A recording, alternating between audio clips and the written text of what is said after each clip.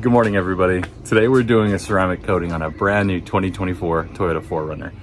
Now, one of the questions I get asked probably most of all is, on my brand new car, on my brand new vehicle, do I need to do paint correction prior to doing a ceramic coating? That's a question that comes up over and over again. So the short answer to the question is no, you don't have to. However, you should. I think people generally don't understand what paint correction is, and it sounds scary. And you've got this new car, it looks perfect, it's shiny, it's clean. It's, for the vast majority, that's the best their car is ever gonna look. And they think, okay, you're gonna fix something, it's already perfect. Well, the fact of the matter is, it's not perfect. It's far from perfect. When your car, before it hits the dealer, it could be on a boat, it could be on a train, it sits in a yard covered in dust, it's getting touched, it's getting moved. And what happens when all of that takes place is it gets swirls, it gets scratches, it gets marring all through the paint. Here's another way to explain it. You see the layers of paint on your car. At the top on the left, you have your clear coat or your top coat. That represents scratches and swirls in your paint. When the light hits those scratches and swirls, it scatters. It doesn't hit your eye perfectly, which makes it look dull. The same thing happens with contamination on the top right. When light hits that, it scatters. And so what your eye perceives is dull. It perceives not glossy. Now, whether you can actually see the scratch in your paint or not, this is happening. And so that's why paint correction is a must. Here's one last example before we move on. If you look to the right, you see clearly a swirled out panel. And then on the left, you see where the paint correction has been done, where it's perfect. But notice how the light reflects. On the right, it looks dull. On the left, it looks deep, it looks rich, and it looks glossy. That is what's happening on your paint. This is easy to see on a dark colored car, not quite as easy on a white car. In the first step here, you're going to see me spraying on Co-Chemi Active Foam. This is part of the decontamination process. Co-Chemi Active Foam has a pH of 9.5, which is on the more alkaline side.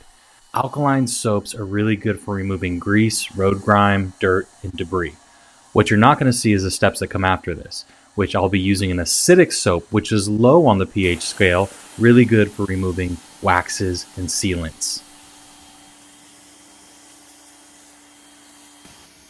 So what we're attempting to do is we're trying to get whatever residual wax is off the paint. When I first washed this, there was a lot of water beading. You can see now it's mostly flat. Clearly, when the dealer had this, they probably ran it through one of their car washes and probably put like a low-grade wax on it. And so, again, I was seeing a lot of water beading on the side.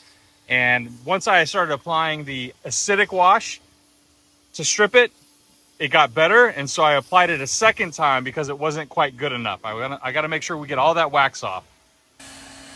And the whole reason we're trying to get all the wax off, and the whole reason we're doing this decontamination, is we're trying to get that paint surface perfect. We're trying to remove anything that's going to get in between the ceramic and the paint.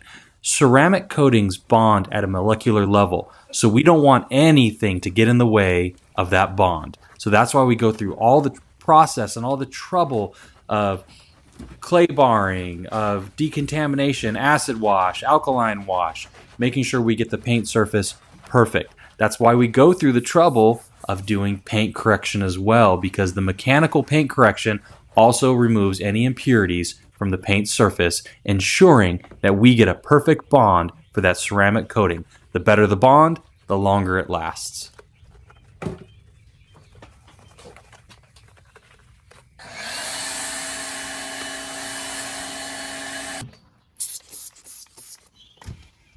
So I'm doing an iron decontamination with a decontamination towel. It's an ultra fine, so it's very gentle. I'm using my iron remover in connection with my decontamination towel. The iron remover not only acts as a lubricant in this vein, it pulls the iron particles out. This is a more efficient way to use iron remover, just because if you spray the whole car with iron remover, you're using a ton of product. But if you do it like this, you're getting a very good result. The paint's in good condition. It doesn't feel bad, but I did feel some real rough spots in the very typical areas. Now, if you're doing a ceramic coating, one of the things you want to spend some time on is making sure your paint is dry. You do not want water droplets.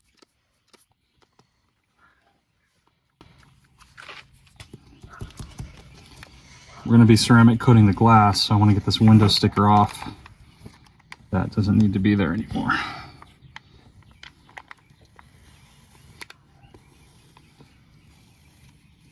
Plastic razor blade. You're not going to see it in this video, but I did use a separate glass coating to coat the glass. GYEON does not recommend using MOHS as a glass coating. They recommend using a standalone glass coating. I'm going very light over this area with the plastic razor blade. I'm not trying to mar the glass or try to scratch the glass at all. But I am seeing some residue from the glue. I'm trying to get that off as well. Voila. Right now, I'm just making sure all the water droplets are off. We blew it real well. It's going to continue to have water droplets. I'm going to make sure that there's no water because I am going to do a mechanical decontamination. I'm going to make sure like that's the final step. And I did want to do a little bit of work on the hood. The hood is so swirled up, and I know the customer didn't see it. And I took some video of it to try to show how swirled it was, but it's really hard to show on white, and I'm not under garage lights, and so even more difficult to show. It is visible, clearly visible to the naked eye, and so I know when she takes this vehicle out, maybe she's at the grocery store at night and it's under some lights, she's gonna look at her hood and be like, oh my gosh, why is it so swirled up? And I don't want that to happen. You know, at the end of the day, she did pass on the paint correction, but I just, you know, I take a little bit too much pride in my work, and so I want to make sure that some of the hardest swirled areas, the worst swirled areas rather, look good. One of the things that you want to make sure that you don't forget to do, please clean your door jambs. It's the armpit of the car, but it's one of those things that you'll notice all the time. We are going to be ceramic coating the door jambs. Here you're going to see me polishing the hood. I am using the Rupes Uno line, which is their pure fine polish. This has quickly become one of my favorite polishes to work with. It's really easy to work with. I enjoy it. Wipes off clean. The work time is good. It's a great polish to work with if you haven't tried it.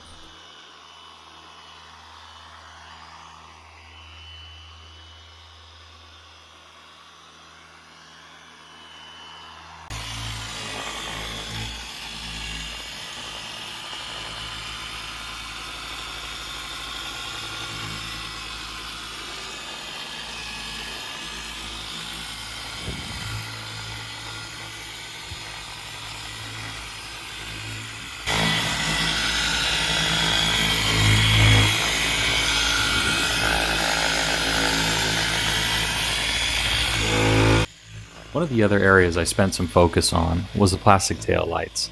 I was surprised at how swirled out they were. You would think that a new car, I'm spending all this money buying this car from the dealer, a little bit more care would be taken in delivery of the new car. But that's not what we found. These lights were all scratched up. They responded very well to a light polish, and they came out perfect. Oh man, that looks good, doesn't it?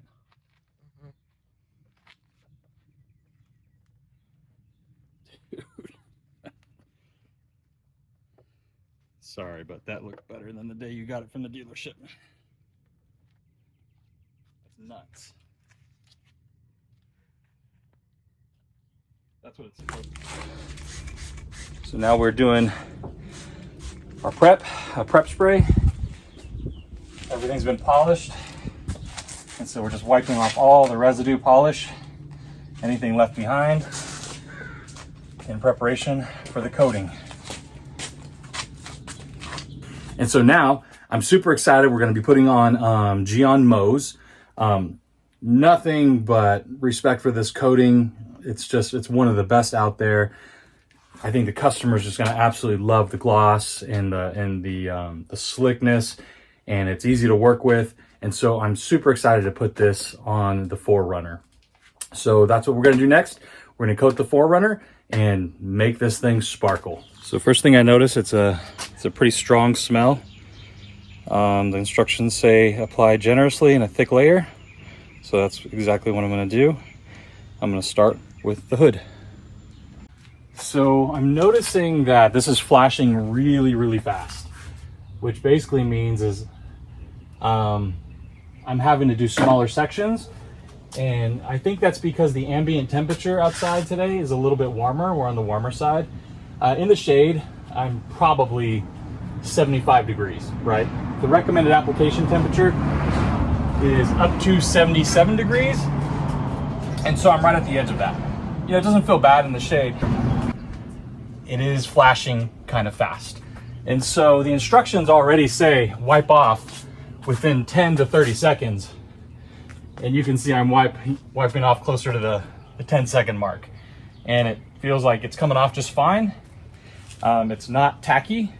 I am using a higher, maybe a little bit more of a plush, higher pile microfiber towel, which I'm using the Eagle Edgeless from the Rag Company, which is a really nice towel, just because I thought I might have higher ambient temperatures today. So I wanted to get use a little bit more of a grabby towel for this coating. And I'm happy to say that I was right. This seems like the right towel for the application. But I do like the way it's going on. It seems really nice. This panel is all done. I'm just doing some of the detail work and some of the plastics now. Okay, so I've worked all the way around the car. I'm back to the front. I have not done the roof yet, but I'll get there. And so I did half the hood on the beginning. I'm gonna do the other half right now. The trick here is go slow, right? Take your time. You wanna make sure you don't miss anything.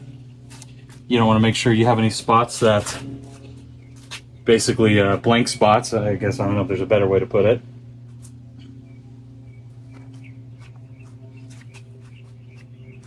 You want full coverage.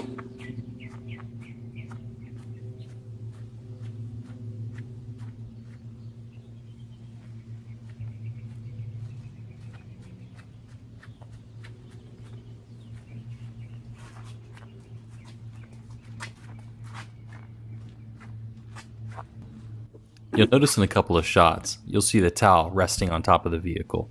I don't make it a habit of putting a dirty towel on top of a freshly coated vehicle. Those are always brand new towels.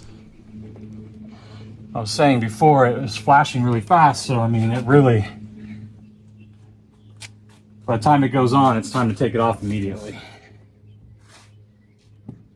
This is not the kind of coating that rainbows. It's the kind that sweats. It's very difficult to see on white, by the way. But based on just what I've been doing already, once I put it on, it comes off. And you can see already, I mean, it looks like glass.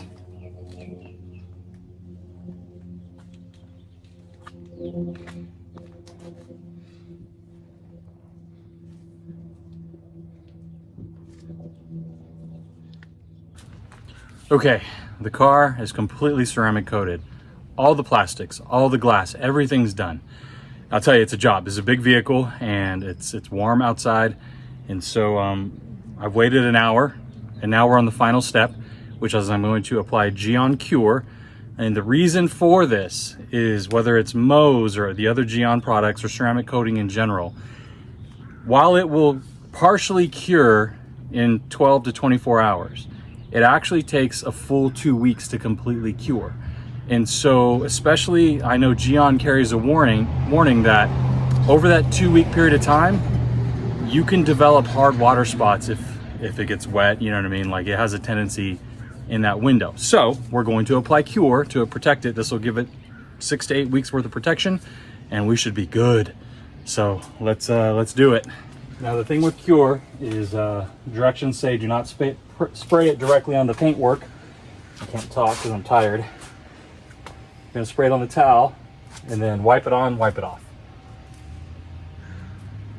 One of the things that I love about the GYEON coatings is they make sure you have everything that you need.